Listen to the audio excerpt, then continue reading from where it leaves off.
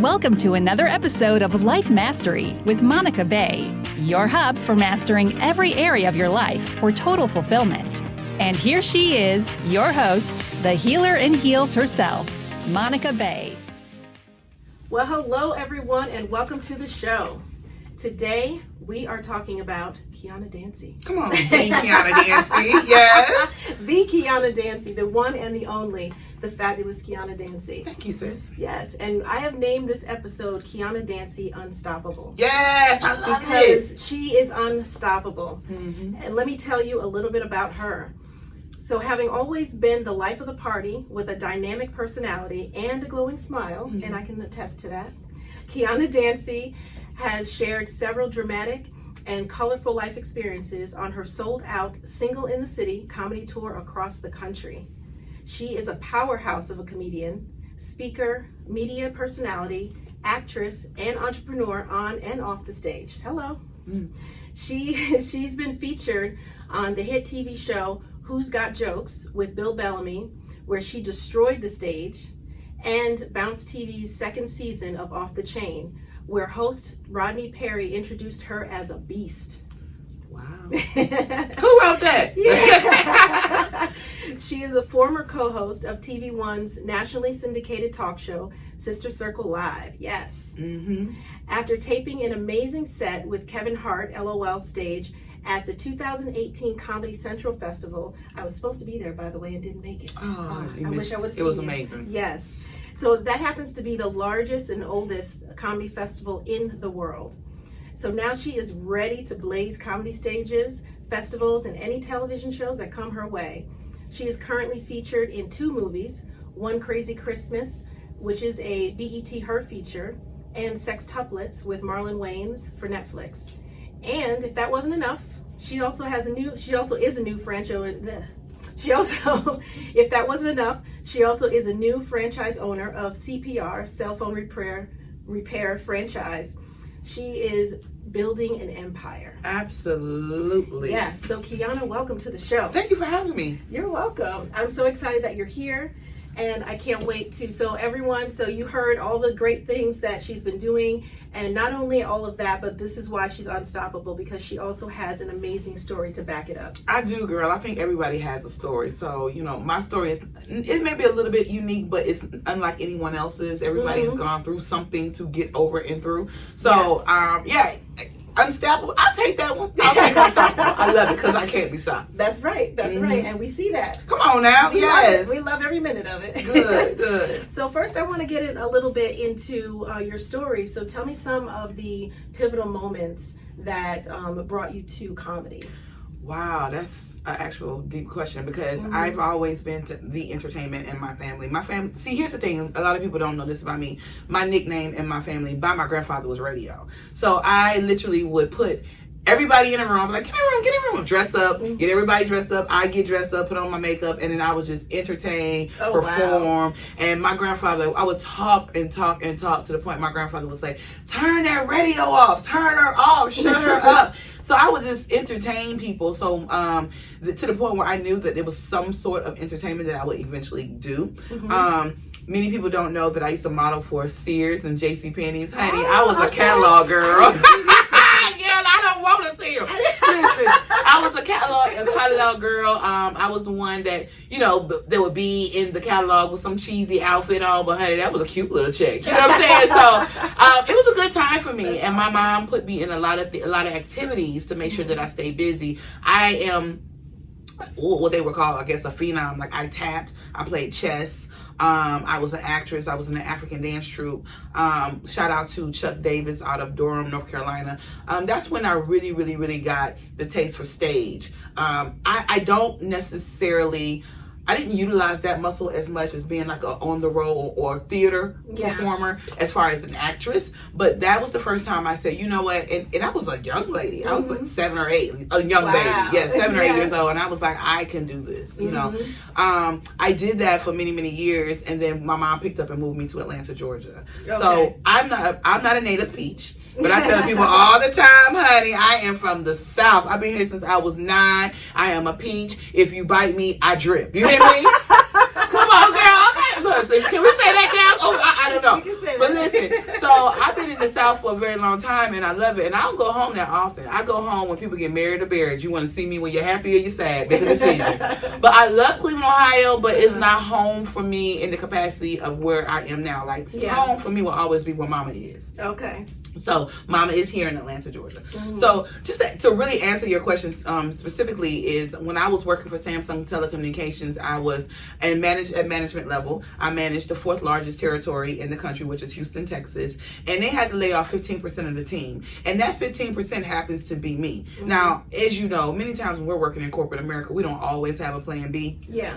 And I was looking around like, ooh, who they gonna lay off? And I knew it was gonna be me because I didn't have kids, I didn't have a husband, I was the youngest on the team. Everyone else on the and although my numbers were equal, all things equal, you had to start weeding out other things. Like how would we let her go? Why would we let her go?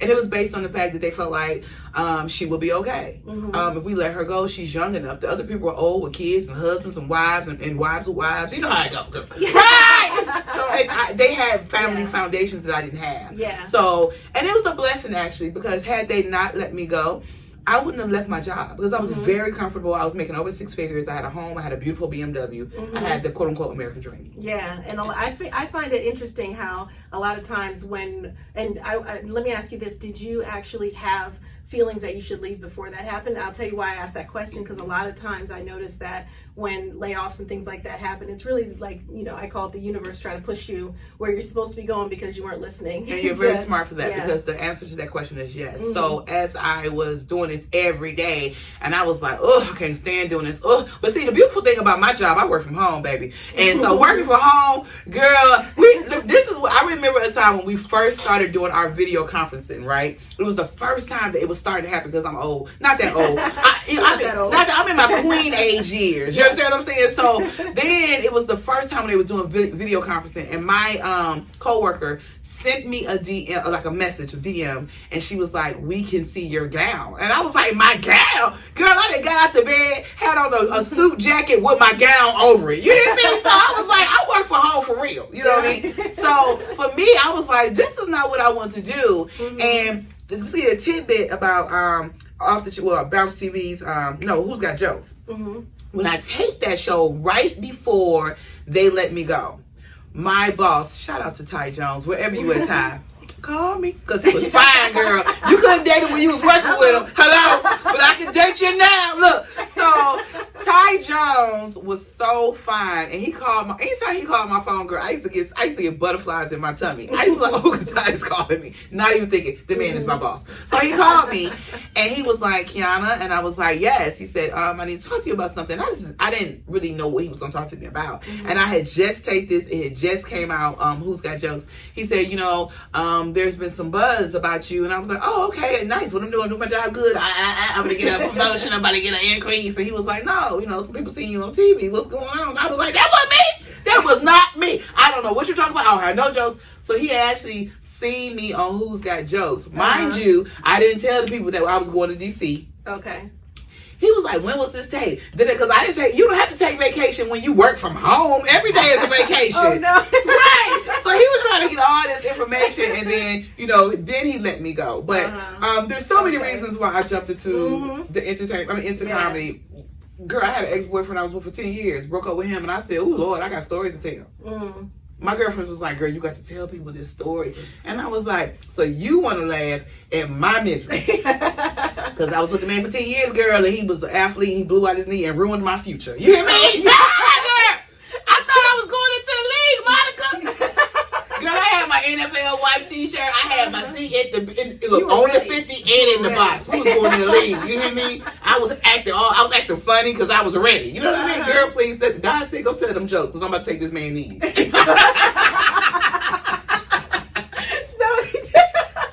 Yes, he did, girl. He took the knees. He took the knees and gave me a mic. You got to go to work, child. And here I am. And it pushed you to the greatness that you are now. Well, thank you so much. I appreciate that, because as soon as I got laid off, I literally, and I promise you this is a real story, I don't even know where my mind was, because my ex-boyfriend was living in the house with myself and one of my best friends. My best friend, well, I should say my best friend was living in the house with me and my boyfriend. That sounded crazy, didn't it? So my best friend at the time, she was a lesbian. Love her.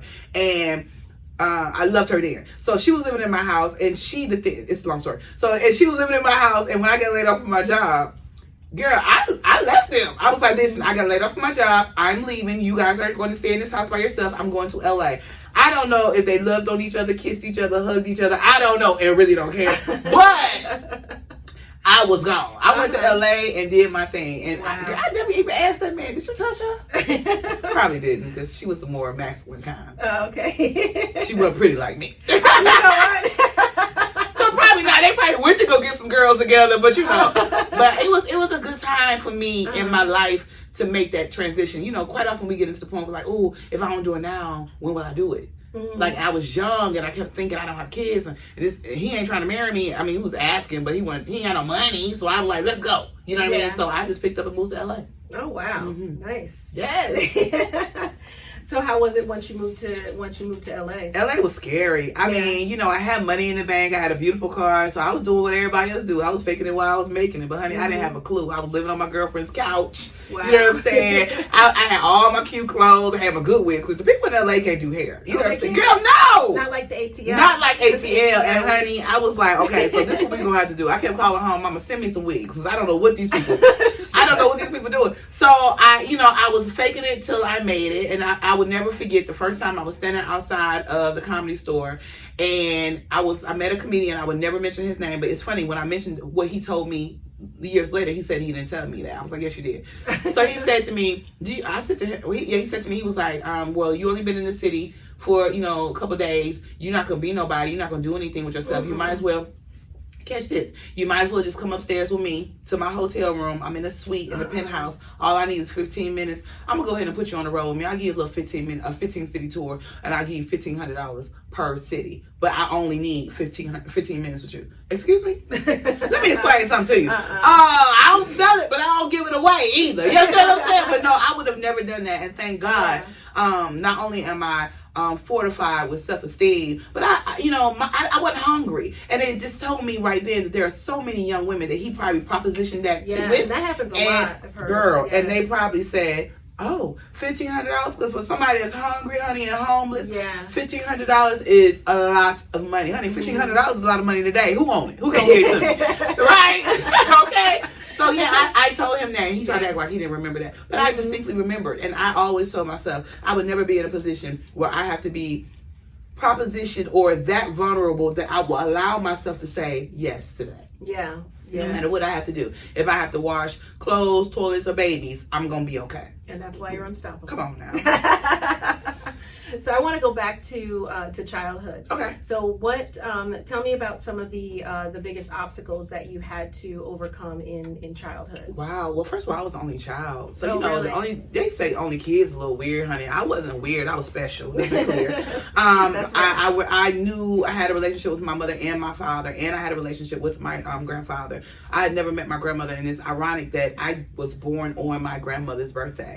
I came out, they said, looking like my grandmother and acting like my grandmother. My grandmother is Johnny May, and she was the one who would clean white people's houses, and she would go to work with her Chanel No. 5 perfume on and a fur stole. You hear me? So she was always pulled together, but you didn't know that lady was going on the bus, honey, going to clean these white people's house. But guess what? She was well put together. You hear me? So there was obstacles. I never remember.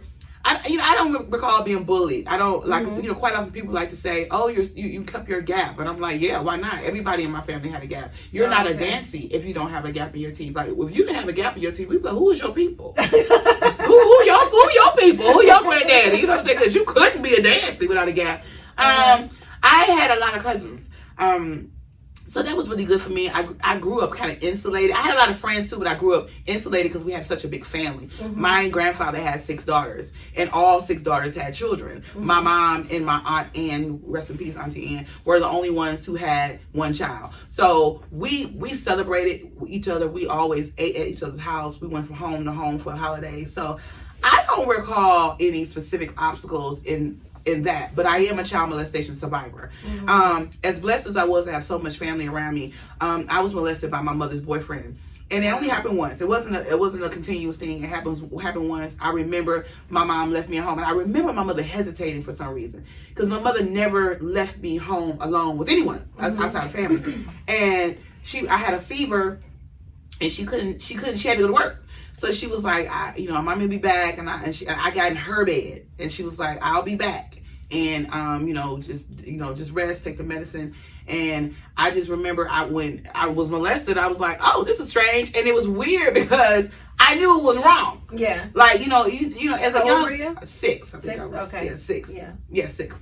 So the thing, what happens is, as a young person, you don't necessarily know... Your parents talk to you all the time. Don't let anybody touch your hot spots, your private parts, or whatever, however you refer to it.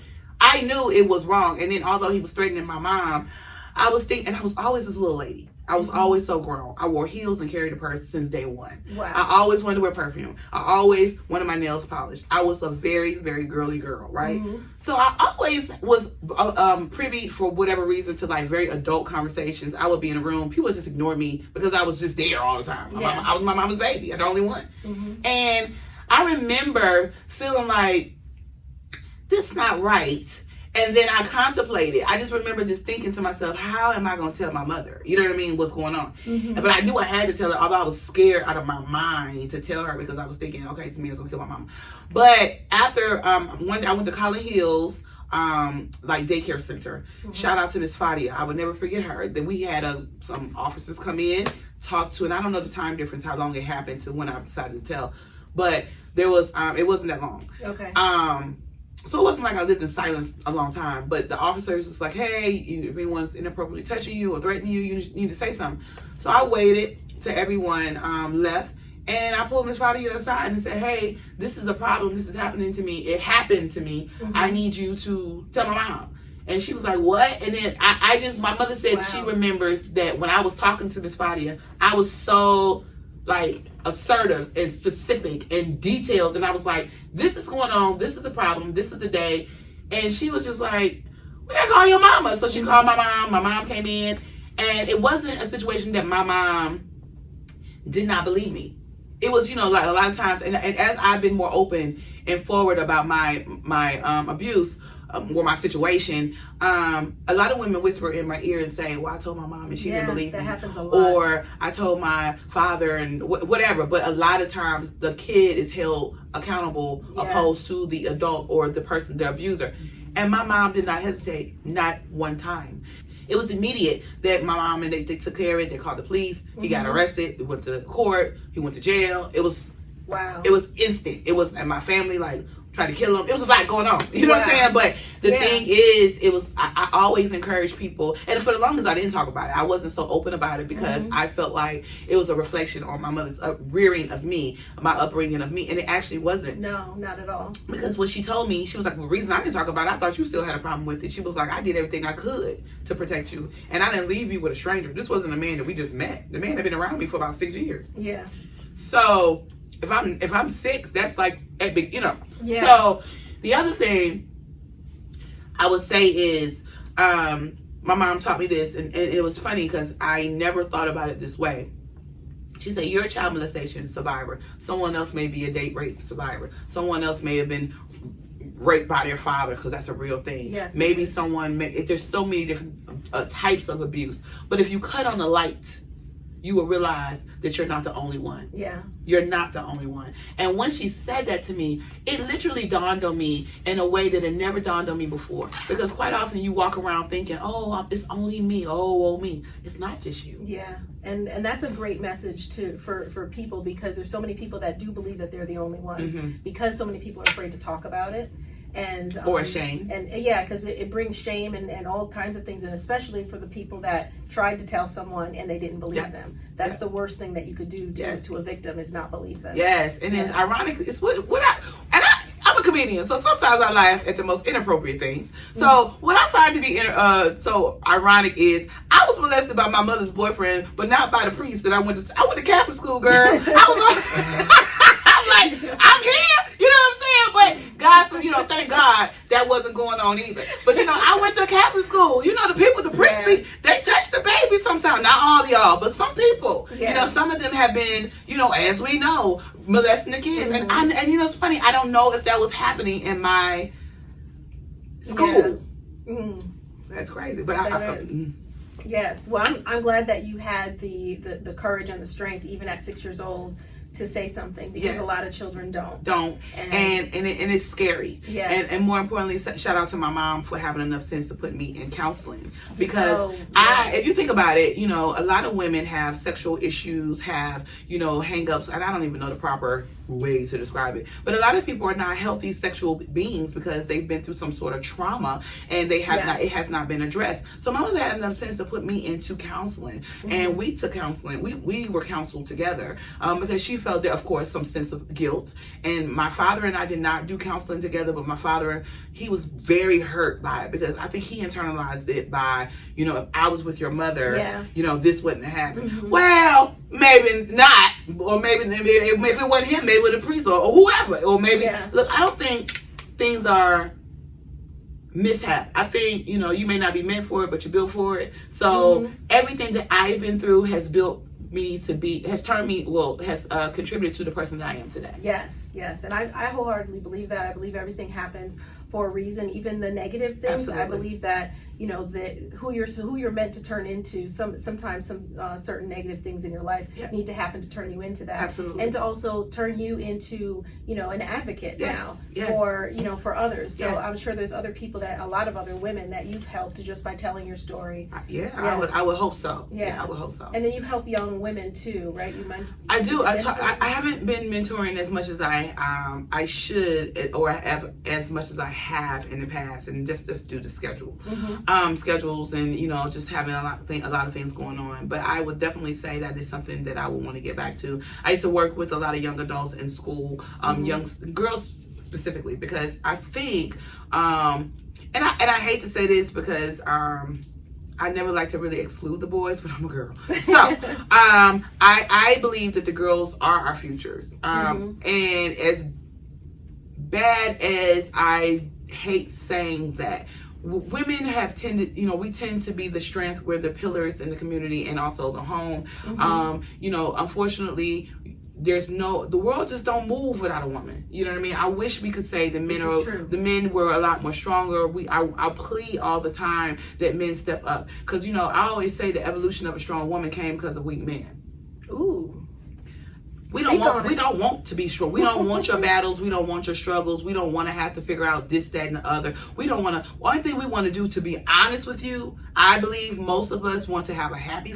For those who want to have children, I think we want to have our babies, raise our babies, have our business, and have the support of our husbands or you know, lovers or whatever, support our family, but more importantly, have a support. He support. You know, but the thing is, we oftentimes have to wear the belt, the big shoes, the jacket. We have to play football. We got to teach the baby how to cook. We got to teach her how to wash. We got to teach him teach the little boy how to be a gentleman. We're doing so many things because where is he?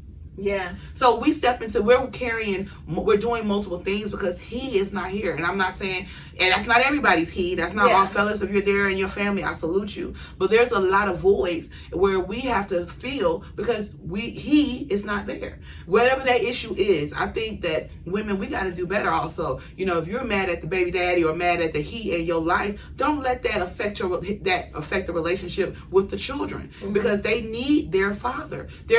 Listen, I definitely know that a woman can raise strong men. I know women can raise strong, productive citizens, both male and female. But it's awesome when you got a daddy there. Oh yeah, it's awesome. It's the way. It's the family way. It's the way God, in my opinion, wanted it to be. If you had a baby, whoever made them, you can't make two babies with two men, and you can't make two babies with two women. Okay, but if y'all made a baby together, you and him, I think he just needs to be there. You know what I'm saying? Like, he ain't got to be in the house, but be in the life. You know what I'm saying? Be in the world. Now, however the family dynamic look, right? Yeah, that's fine. But don't exclude the father out of the child's life. Period. Yeah, so many women do that because she mad. Yeah, or he mad, or he cried. I don't care. Like I'm an advocate. I don't care what the family look like. 6 fathers in one house, 3, whatever. I'm saying if there were to make the baby, you needed 2 parents, a man and a woman, right? Even if it don't work, let him still have a relationship with the children, and you maintain a decent relationship with him, so that the kids can see what it looks like. You know what I'm saying? We ain't gotta like each other, but we need to respect each other. That's all I'm saying. And I see in the work that I do, I have a lot of people that come to me that are, in a lot of pain, and when I tap in and I look and see like what the root cause of a lot of their issues in their adult life are, a lot of times I'll find, especially if they grew up in a single family household, that it's the lack of their father, and then if you talk to them, they'll say to you like, no, I'm fine, my father was never there, it's not a big deal. But you see that they felt unworthy, they felt all these things that you feel just from the fact that that there should be there should be your father there. And it's something about feeling supported. It's something about when you don't have your father. For example, if you're a little boy and you play football and the only person that ever shows up to your game is your mom, that's some kind of way. Now, if you never knew your daddy, okay, you never knew your daddy.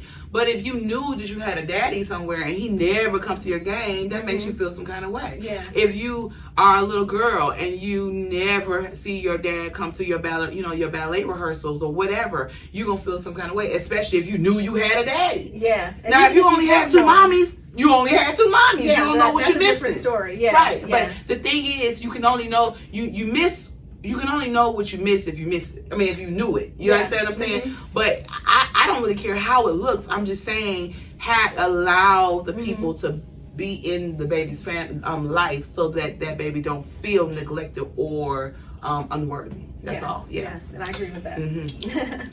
So, with your life experience earlier, you said that you believe that you're the person that you are today because of the things that have happened. Yes, ma'am. And I believe that 100%. So, what are some of how do you believe that your life experiences have shaped who you are today?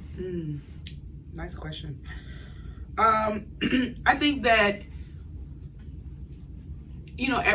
every obstacle, everything, every fire, every war, every experience, everything that I've ever gone through, whether that's a positive, whether that's a negative, whether it's okay, whatever, however my emotion about it was, the takeaway was that I learned something. Yeah. I'll be very honest. As a franchise owner, I made a lot of mistakes.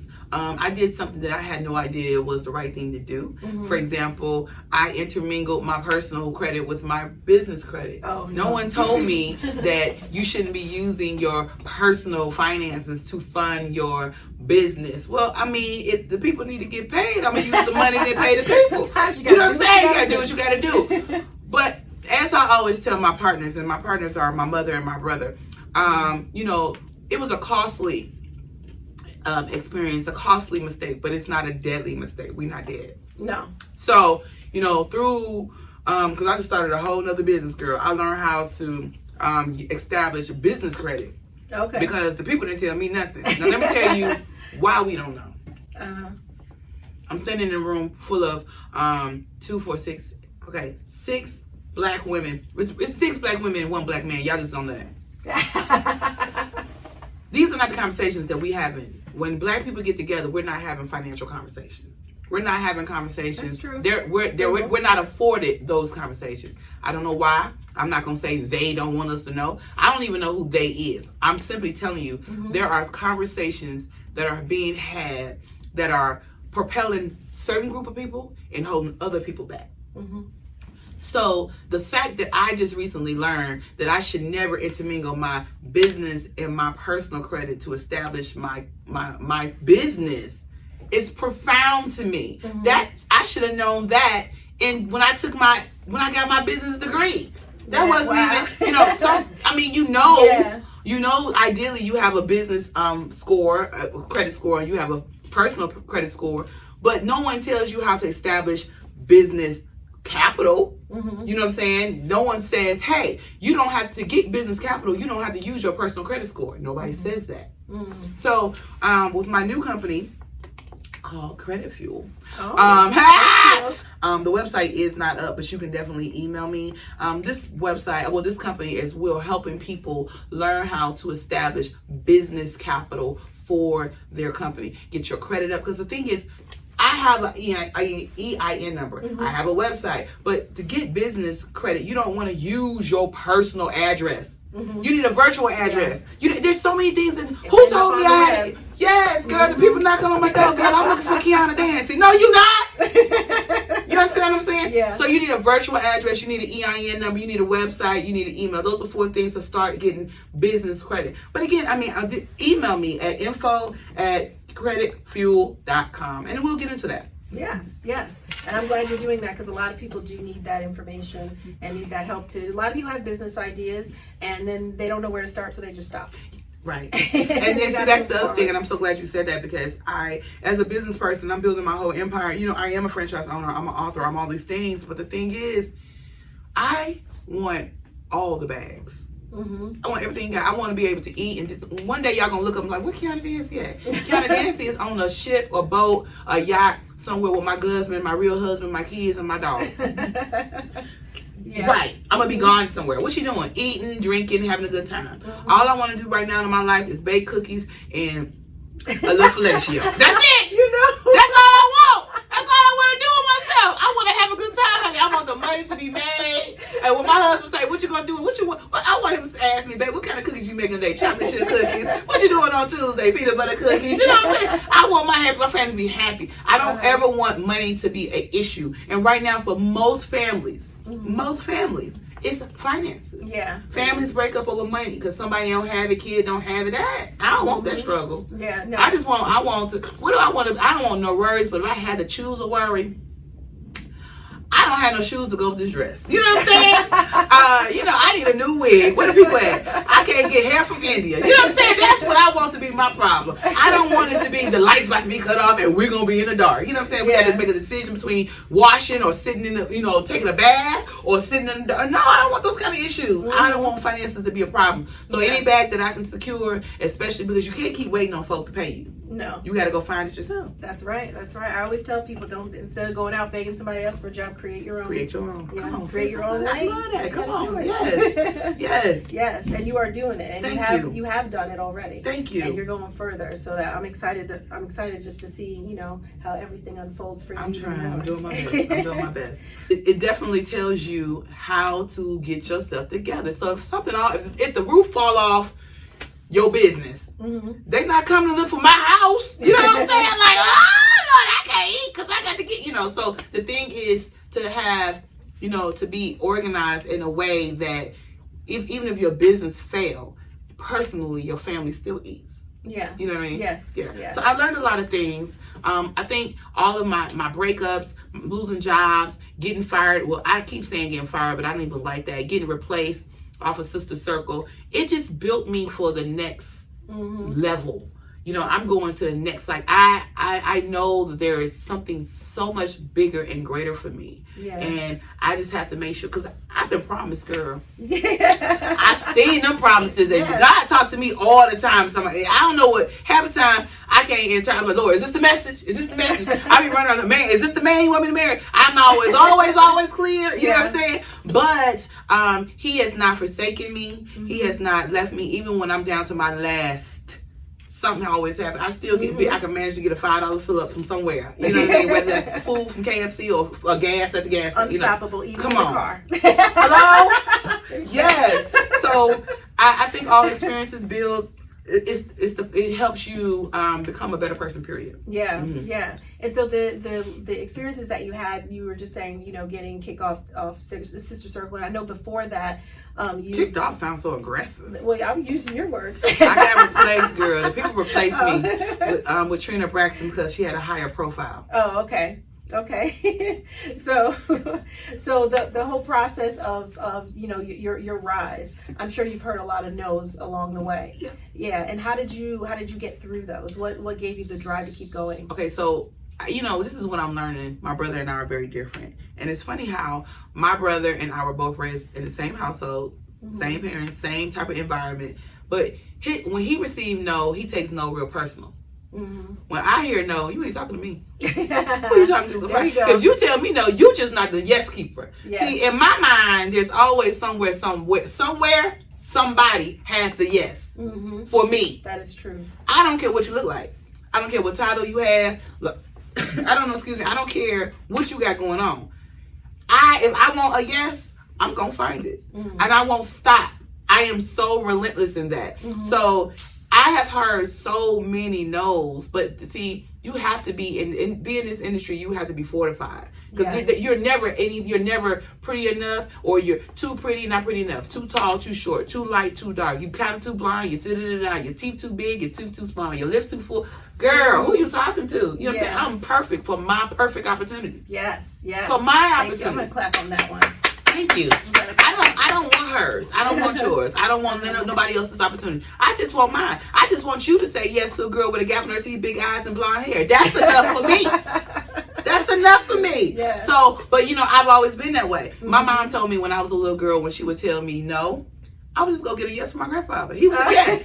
You can tell me no all day, but let me go talk to Papa. He gonna give me a yes. That was training. You know what I'm saying? Or even my daddy. My mama say no all day long, but I ain't gonna tell daddy that mama said no. You don't tell daddy that mommy said no. You tell him what your mama say. She ain't say nothing. She said come ask you. Now look, what is it? Yes. You know what I mean? Yes. So I've always been that way. You got me saying yes. Yes. You got to say yes. And then when I start praying, and ultimately I'm a prayer, I'm a believer. So and I believe that when I take it to Him, and sometimes you'll get a no from God, and you're like, come on, God. But that's the only one I can know that I believe can give me that ultimate no. Because when the no is always for a reason. Listen, it's that's for going to lead to a yes. When He tell you no, it's because He has something bigger and better for you. Exactly. And for me, you too. So I say, okay, God, this is what I want. What we gonna do, Daddy? You know what I'm saying? And then if I don't get what I want, I'm like, okay, I know it gotta be bigger and better. What you doing? So I think that the no's they're part of the business. The no's is gonna be a part of life. It's not even about business. No, it's just about having breath in your chest and blood in your veins. You're gonna get told no. Yes. But what are you gonna do with that? You gonna go around it? You gonna go seek a yes, or you just gonna give up? What you gonna do? I'm gonna keep going. That's right.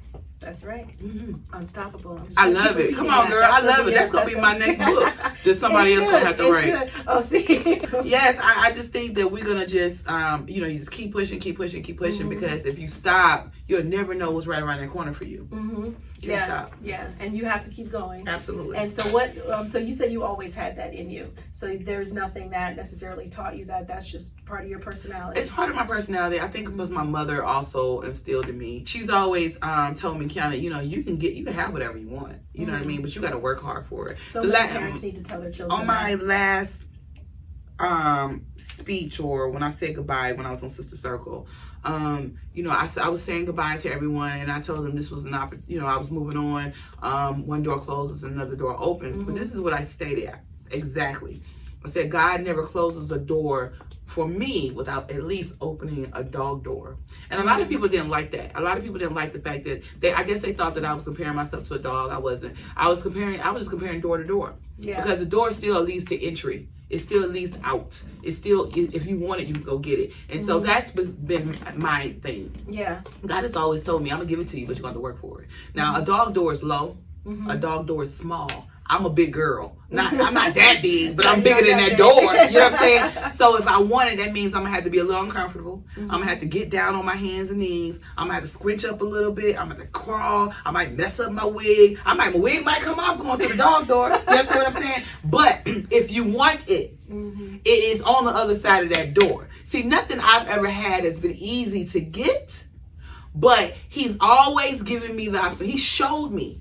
This is an opportunity for you, sis. Baby girl, I'm going to give it to you, but you got to work for it. Now, some people it may look like, oh, they just get it. It's so easy for them. It's not. It looks easy. It looks easy because we're outside looking in, but you never know the price that they had to pay to get where they are. Yes. It could have been listen, some prices are so substantial, I wouldn't even want to pay that. It might be the cost of relationships, somebody died, or whatever. The amount of effort or the amount of input or the price you had to pay is unbelievable for some people to get where they are. Yes. And they may have, and it may have been easy.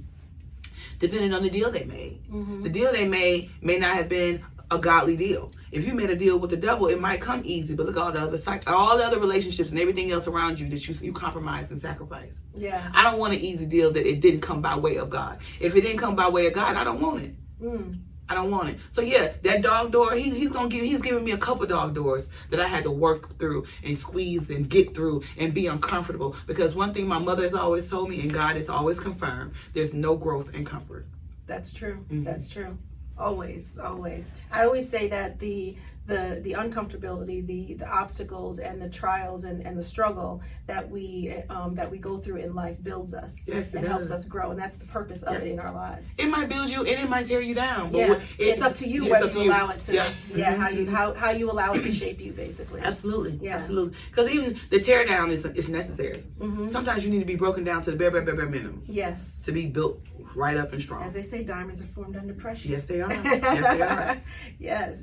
So what are some of the life lessons that you would say that you've learned from your life experience, especially with your career, but also, in life in general, whichever you want to. Don't take it personal. When I got laid off, I can't figure out if I want to be laid off, chopped off, cut up.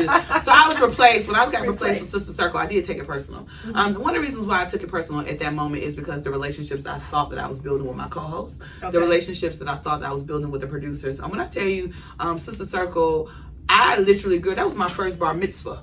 You hear me? I'm down to my bar mitzvah. I don't even know what the people do. You know what I'm saying? What we doing? And I'm the only black face in there time. Hoo-ha! Whatever they say. You know what I'm saying? I was at actual bar mitzvah. I was at the bar mitzvah, girl. Long ceremony at the place, and I was like, what we gonna eat? You know what I mean? But I was there. I was supportive. I mean, when I tell you I was praying over my EP sick cat, I was at, girl, everything. If we was talking about, autism or whatever we was talking about, I was there. I was always where I was supposed to be. I was supportive, front and center. I thought we were leveraging relationships that far preceded social media numbers or quote unquote bigger profiles. I thought we were.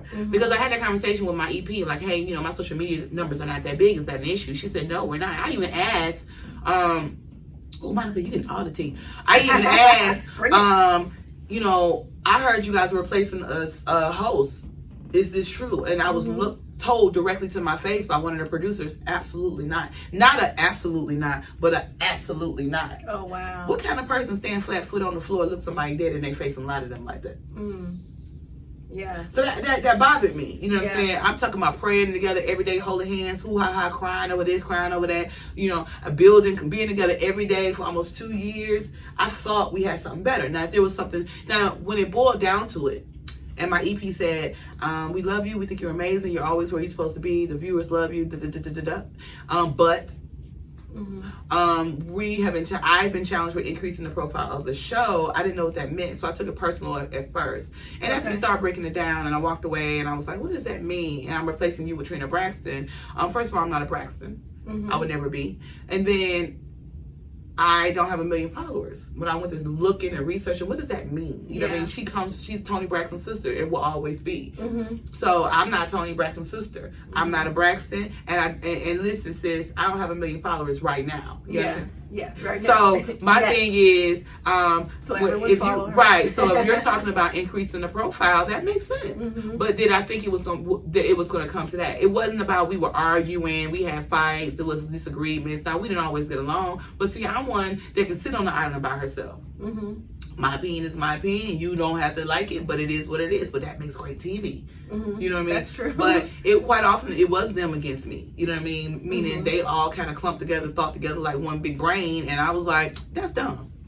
I got my own opinion. You know what I mean? I was raised to, and I wish I would have thought about this first, but I got to give this to her. Some more, one of my favorite female comedians, she always refers to herself as the chandelier, and she says the queen stand alone. Well, that's true.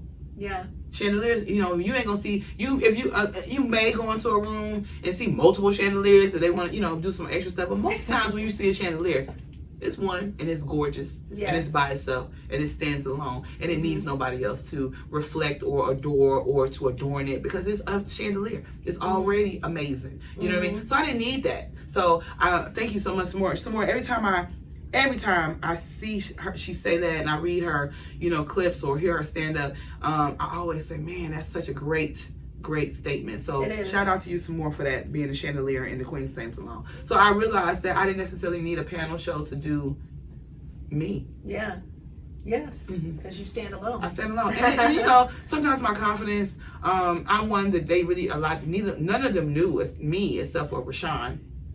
So I'm sure it was a lot of, who is she? Where's she come from? Because see, my friends are not social media superstars. My friends are not, what do you call them people? Reality stars. Oh, okay. No. My friends, honey, are doctors, attorneys, Harvard educated, you know, senators. My friends are, you know, mamas. You know, my girl, you'll be hard pressed trying to find my little social circle, because I don't really, now that I'm in the industry per se, I've kind of gotten some girls who are in the industry, but I don't even really hang out with comedians. Oh, really? No, my girlfriends are at home baking cookies. Like, you want to bake some cookies? Baking cookies and having fellatio. That's what they do with their husbands.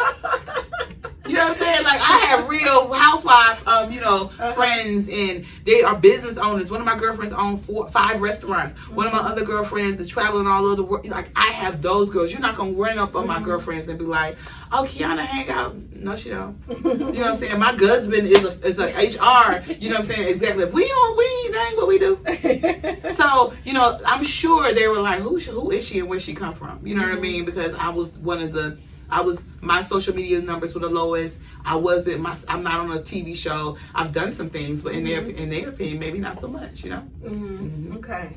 So in leaving that, what was your next step after leaving that? What was your, because you said you go into something without a plan B. I'm not sure, did you have a plan B? I always have, I am a plan B girl. Yes, I have all kind of things going on all the time. So originally, it's funny, that conversation, the conversation of her having to let me go stemmed from something else. And that's kind of, I don't know if I said that correctly, but I have been asking to take time off to shoot a movie with BET. Okay. One Crazy Christmas. I've been asking. I said, hey, I need to know if we can, if I could take this time off. I need 10 days. We need to work around the shooting schedule. And she would never give me an answer. Okay. Well, what I found out is during that process, she wasn't able to give me an answer because they were negotiating a contract with Trina Braxton. Oh, okay. So she couldn't say yes or no to me because she didn't know if she was going to have Trina Braxton. So she was going to say, yes, you can go and make sure you get back, or you can go forever. You know what I'm saying? She didn't know what she was going to say. But, you know, so from there, I went straight to the set. I shot on One Crazy Christmas. Shout out to Terry Vaughn, Carl Payne, Jaylene Mack. There's a lot of amazing actors in that movie. We shot that in my second hometown, Houston, Texas. And the director-writer, his name is Greg Carter. It was an amazing project, and it's actually right now on BET Her. Nice, yes. Nice. I love it. I do too. Yes. So I would love to know, in all of this, everything that you have been through and gone through, everything that you've achieved, and I'm sure you have a lot going on and you're very busy. So what does your self-care look like? Oh, Lord. I don't do what I'm supposed to do for myself. At minimum, I'm going to get my nails done. Okay. At minimum, I'm going to meditate. I'm going to take time for my mental stability. Yes, I tend to juggle a lot of balls. I'm a lot of things in a lot of people's lives. You know what I'm saying? People call me with all their problems, and I have a solution. I'm a dot connector. I can make anything happen. I'm one person away from somebody that can make something happen for you. Baby, at the minimum, I'm going to take this wig off and wash my cornrows. If I go to the salon or I'm going to sit between my mama's legs, she's going to braid my hair. You know what I mean? So I'm going to somebody going to do it. Now, I'm going to do what I can. I'm going to bleach my teeth at the house. So there's things when sometimes you just don't have the budget for the whole spa care and all that kind of stuff. I take long baths or long showers. I do scrubs and sugar salts and all that kind of stuff at the house. A glass of green tea. But I don't do what I'm supposed to do for myself because I'm so busy taking care of everybody else. I certainly should do more. I spend a lot of time talking to my pastor. Shout out to Pastor John Ward. I spend a lot of time talking to him. I've been really curious lately about the women of the Bible. Like, I just, Esther, Eve, like, I want to know, who are these people? You know what I'm saying? Like, how, why? I want to know what do I have in common with them? You know what I mean? And it's funny, he was telling me a story about this one woman, and I cannot recall her name, but she basically was a lady of the night. Okay. And she made a lot of sacrifices for her family. Long story short, she was married to this woman's son. And then the son died, and the mother was like, hey, my son is dead, so you can go. Just go find you another husband. And she was like, I will not. We're gonna stay together. So they stayed at Ruth. So Ruth stayed with the mother, and they went to this new town, the hometown of Ruth's mother. To the mother-in-law, and she met, I forget the guy's name, but she met this man, and she was like, I don't have nothing. I have nothing to offer, but me. And he was like, she was like, I can't. He was like, I can't take you because I don't know if you belong to somebody else. And so my pastor, he compared me to Ruth. And I was like, what you trying to say, Pastor? He was like, no. He said, no, what I'm saying to you is you take on a lot of burdens and you've made a lot of sacrifice for your family to make sure that everybody around you are okay. And I didn't mind that so much because it's always been my goal to make sure that my mama work. I don't want my mother working for these people. I don't want my mama stressed. I don't want the people calling my mama. My mother's not old, but she ain't a young woman. I want my mother to, I don't even know what my mama do. Walk through Belks. Go to Belks. That's what you want to do? I want her to be able to have a good time, relax and chill. And so, for lack of better words, Ruth went to this man after they announced it, whatever, you have to tell people, hey, who this woman belonged to back in the day. Ruth didn't have a taker. There was nobody that belonged to her, right? So she didn't belong to anybody. So basically, he was like, I'll take you. Ruth took all those burdens of that family and laid herself to this man. And she had to, what was Ruth giving to the man, girl? What did she have, girl? She had nothing to give that man but a little clucking.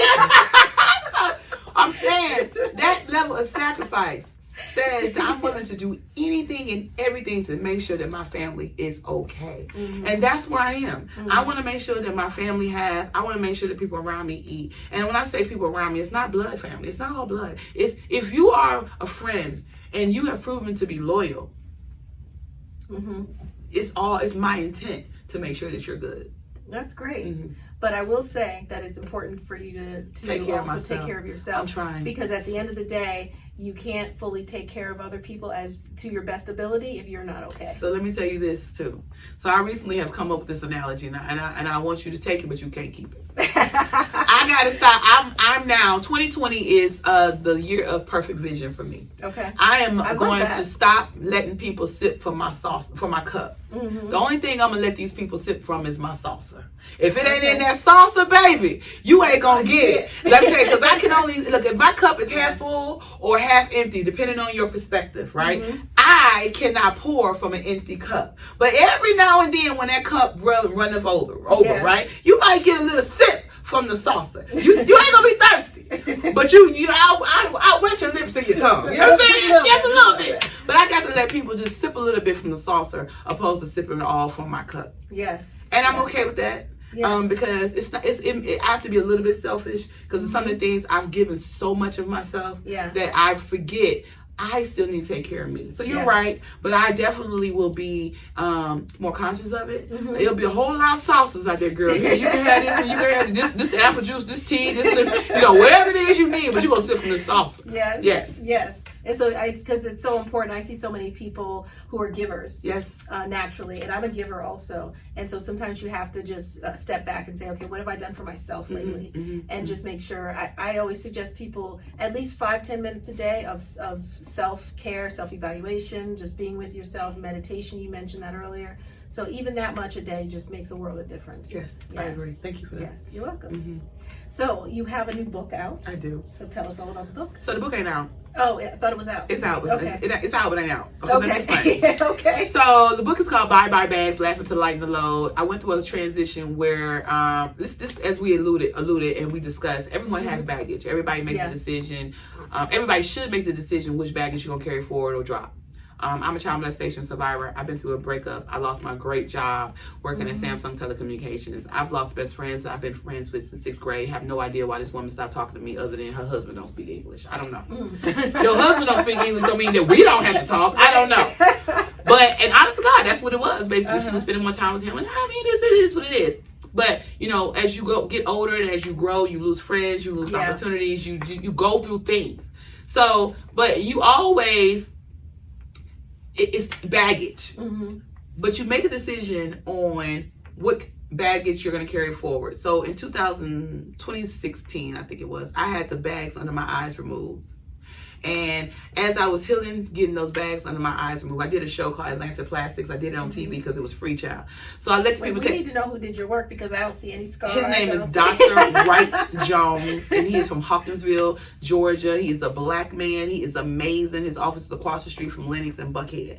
And he was awesome. Now, I got the bags removed from my eyes, and as I was laying in bed, healing. I ain't had nothing to do. I couldn't see nothing. You know what I'm saying? I was laying there looking crazy, thinking, my mind was thinking, and I was like, ooh, bye-bye bags, honey. I just kept thinking about that. Now, as I was healing the bags on my eyes and on my face, of course, under my eyes and on my face, I started thinking about all the baggage emotionally that I need to let go. All the mental baggage, all the physical baggage. Literally, when I say physical, I went through my closet and got rid of purses and handbags that I would never touch. I gave them to a shelter, you know, because it's something about having a new handbag. It's old to me, but it's new to somebody else. From the old Louis to, you know, Louis is vintage, but it, you know, to a new girl, to someone else, it might be, oh, this is a vintage Louis bag, girl. This old to me, you can have it. So I did a lot of gifting. I gave people bags and baggage that I didn't want anymore.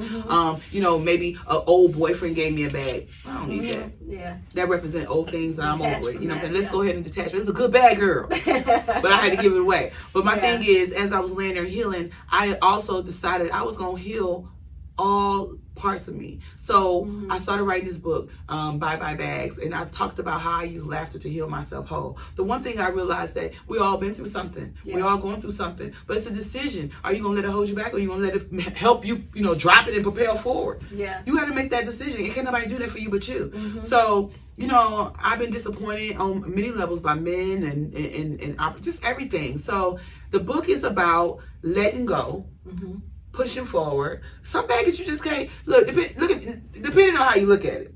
Some people got kids, you know what I'm saying? For me, kids can be some baggage. Good baggage, bad baggage. You know what I'm saying? You might have liked the daddy, you don't like him no more. But the point is, that some baggage you do got to carry forward. Yeah, like that. Yeah, I'm gonna need you to keep your kids. You're gonna keep your kids.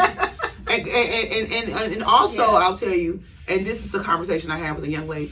She was HIV positive. That's baggage that she will always carry forward. But what do you do with that baggage? What do you do with that? You have to educate and hopefully enlighten those who are around you to make the situation, you know, turn the situation around for you. You can't get rid of it, but maybe you can help someone avoid it. You know, avoid this risky behavior. You know, pride yourself and have more, you know, self-esteem for yourself, that you want to allow yourself to just be, you know, someone else's toy, you know what I'm saying? And of course, I don't know her whole entire story, but I didn't get the impression that she was loose. That's what I know, that was her issue. She was loose, so she got it through, you know, not the best behavior. You know what I'm saying? So my thing is, some baggage you can't avoid, some baggage you can let go. You self-esteem issues, you can get over that real quick.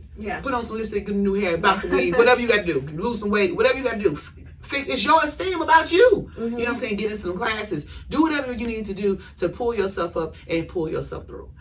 So the book is, I went through it. I wrote the book. I sent it to the editor. The editor sent it back to me, and that wasn't the book that I wrote. Oh, okay. So he changed my words. He changed my voice. And for there to be 6 black women in here, if you read my book and you see that I said, girl,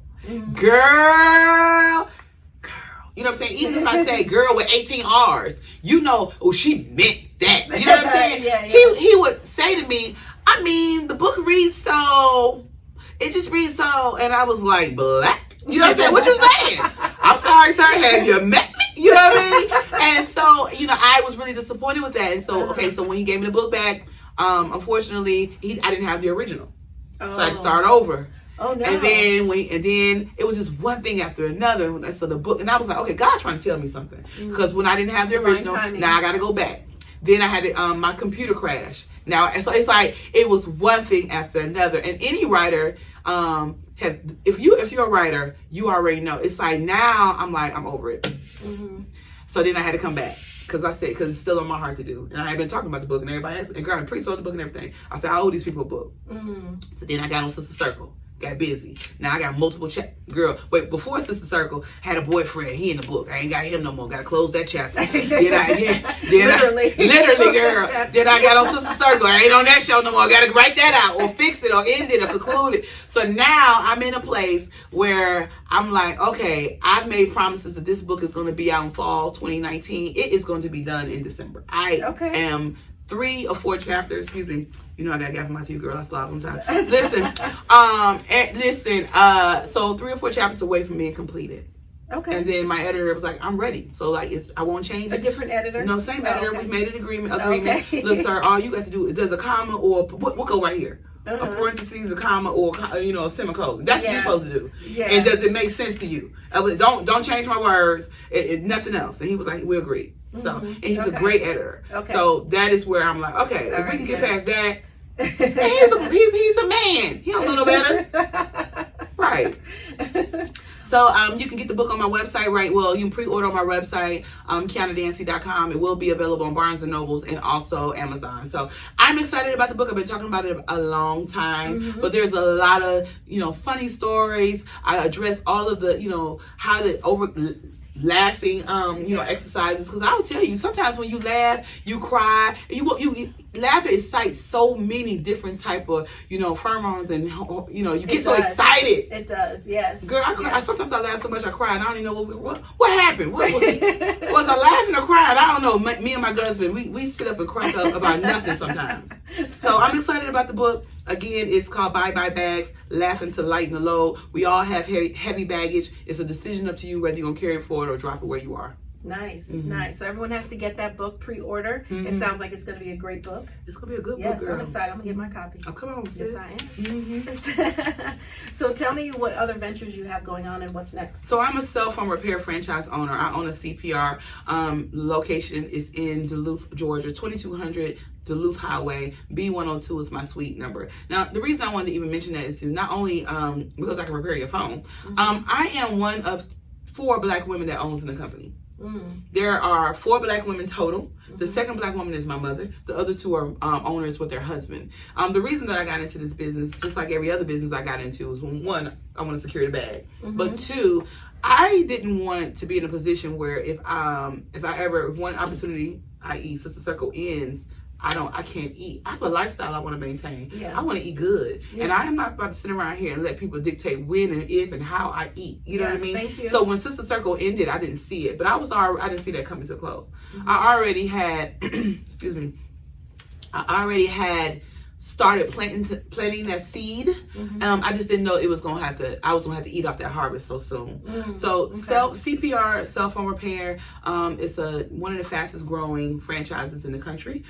We repair all things: your cell phone, your laptops, your computers, your iPads, any device, drones, Apple, Samsung, all of those. Now the deal with that is, the cool thing about that is, when I broke my phone 3 times last year, it was $300 and something a pop.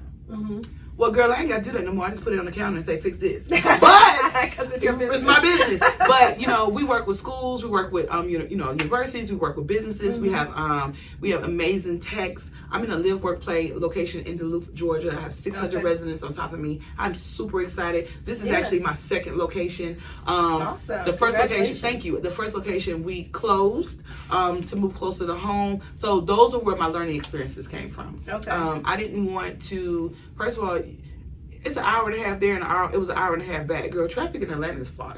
Oh, we know. Girl, the people don't want to be bothered. So if I have another business that I got to go into every day, it's going to be by the house. Yes. Right. So I have the CPR and cell phone repair store. I also have the credit business. Just because I am a real estate agent. Girl, I have my license. I can sell real estate in Georgia and Texas. I don't tell nobody that typically. I got my license because I don't really do it. I got my license to sell myself my home. Oh, okay. So when I started, I was like, well, wait a minute. How much is this commission? So, and I was like, how much? So when I started doing the price, the cost, I was like, okay, so it only costs this much to do the class. It's just this much time. And and that's how much it costs to do the test. I got that and bought myself my home. My first home I bought in 2006. I literally rented it out. I get, a good amount of rent from that. And I use that as income. I love it. Here's the thing, baby girl, they not creating no more land. No. Buy the land. You got it. Yes. Buy the land, girl. Knock that whole house down. Like Walmart makes a lot of money of all that little crap they go buy. They trick us with their yellow dot special, and this is on sale, that is on sale. Nobody care nothing about that, girl. Walmart don't care nothing about that. Let me tell you what they care about. Walmart care about that land they own. Yeah. They own. Walmart owns the land, just like the Staples Center. Staples Center has a lot of businesses. They have a lot of business that come in and out their building. But the people that own the Staples Center owns the land. Yeah. If that building was to get knocked down today, guess what? That land still be there. Yeah. Yeah. So I bought, my first house with the intent of buying another one, and I bought another one, and I bought another one. So the goal is to own multiple homes. Yes. But why pay somebody else to do that? I can do it myself. Oh, that's great. So I my love mom, thinking outside the box there, girl, because a lot of people wouldn't think about that. Actually, I didn't think about that. Just getting a real estate license and buying your own. Because I bought this house and we paid a lot of commission, so I should have thought of that. just hold on, right? My mom and I are a team, and typically how it works is she'll find a house on the computer or go through all the databases, and then I'm the one to go take you. So now it's the Kiana Dancie took me out to get my house. Okay, girl, but yeah, so I haven't, it's not something I really advertise, but if y'all ready for a house, child, I'm ready. That's right. And so, as the franchise owner, the real estate agent, I'm a comedian, I'm an actress. I've always been a producer, but now I produce some projects, but now I'm really in the process of producing something. I just produced my own talk show. Okay. My reality show is already produced, so that's why I hesitated on that. Okay. I'm actually in the process of shopping that. I have my own talk show that I produced. We shot it on Monday. It was amazing. Awesome. You'll see. Okay. There's a lot Any happening. other details we can say about that? Or you're holding off? I'm holding off. Okay. Well, we're excited. Thank you. We're excited. Thank you. I'm also in it's not a new series, but it's on UMC called Fifth Ward. It's based on one of the wards of Houston, Texas. I play correctional officer, girl. The people won't let me get away from being this cop, okay? But it was a good experience because it was just going back home to my second home to do this part. I was very excited about it. Again, shout out to Greg Carter because he always creates the most amazing projects. Awesome. Yeah. I'm excited, and I love. So one of the lessons I want people to take from what you just said about everything you have going on is the fact that multiple streams of income is where it's at. Girl, multiple streams of income is the only place it's at. Yes. Because if you worked at AT&T for 50 years and they let you go and you just looking crazy, what you gonna do then? Nothing. Yeah. You gonna go down to the unemployment agency and they gonna say, well, girl, you got this many weeks, go find your job. And until then, you might go. Yeah. You might go sell a cookie. Oh no. Because y'all know what you're gonna do. But you get, I think, 13, 14 weeks of unemployment and then it's a wrap. Yeah. And then I know that they've done studies on it, and most millionaires and billionaires, the average number of ventures that they have going on is 7. Yes. Yeah. And even if it may be 7 and one may not be so profitable, but they'll switch them out, move on to something else, get something done. Listen, the people are not going to be without. No. I'm going to eat. I'm going to figure it out. There you go. Unstoppable. I love it. So, what does LifeMastery mean to you, and what does that look like in your life? Girl, I don't know. I know. That's a heavy question, LifeMastery. This is LifeMastery. Monica Bey. So, I can't declare to be a master at anything. I always say that I'm a process. I'm trying to evolve into a better me every day. I don't know all the answers. I don't know. I just, some days I don't know. I'm walking into an answer. I'm just doing things and throwing things at the wall until it sticks. Now, I always tell people, just keep pushing and something will give. You know what I mean? Just try to be good at See, a lot of people say you can't be a Jane of all. Jack of all trades. Jane. Oh, of Jane. all Oh, okay. Jane of all trades. I was like, where's your I'm like, I ain't Jack. I get it. I ain't no Jack girl. But I always encourage the people to try. You never know what it is that you're good at until you give it some try. Put some effort into it. Yes. So for me, LifeMastery, girl, just it looks like you're never giving up. It looks like you're not, just because you get a no, you don't stop. It looks like you try, and if you try and it didn't work, you can always say, well, that wasn't for me. That door wasn't for me to walk through. And one thing also that I learned is, if you pray about it, You may not necessarily hear the answer that God has for you, but if it don't work, 9 times out of 10, He said no, and you ain't here. That's the answer. That's the answer. That's the answer. Now you gotta answer this question for me, girl. What does life mastery look to you? What does it look like to you, child? Like, I don't know. Me? Yes. Life mastery to me is reaching your fullest potential. That's nice. The way I see it. How do you know that you reached it?